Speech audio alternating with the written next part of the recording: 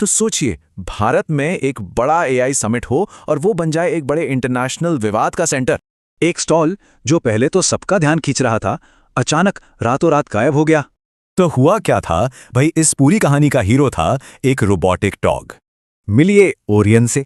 इसे भारत की अपनी होम ग्रोन टेक्नोलॉजी का एक नमूना बताया गया। हद तो तब हो गई जब एक प्रोफेसर ने नेशनल टीवी पर कह दिया कि इसे यूनिवर्सिटी ने ही बनाया है। लेकिन ये दावा ऑनलाइन टिक नहीं पाया, मिनटों में ही इसकी पोल खुल गई। पता चला कि ये डॉग कोई इंडियन इनोवेशन नहीं बल्कि एक चाइनीज कंपनी का प्रोडक्ट है और इसे कोई भी ऑनलाइन खरीद सकता है। कीमत है करीब $800 से शुरू। इसके बाद तो हंगामा मच गया, फटाफट पोस्ट डिलीट हुए और पूरा स्टॉल ही गायब कर दिया गया। अब जब बात बढ़ गई तो यूनिवर्सिटी की तरफ से अलग अलग कंफ्यूजिंग सफाइयां आने लगी। पहले तो कहा गया कि प्रोफेसर साहिबा डेवलप और डेवलपमेंट में कंफ्यूज हो गई।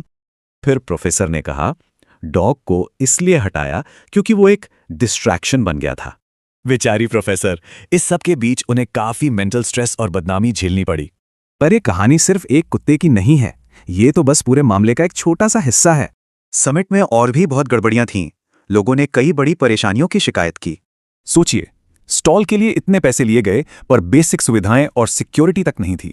अब टेक इंडस्ट्री के लोग कह रहे हैं कि ऐसे इंडियन समिट्स में हिस्सा लेने का कोई फायदा ही नहीं है। तो सवाल ये उठता है कि जब दिखावा असलियत पर भारी पड़ जाए तो देश की साख का क्या होगा।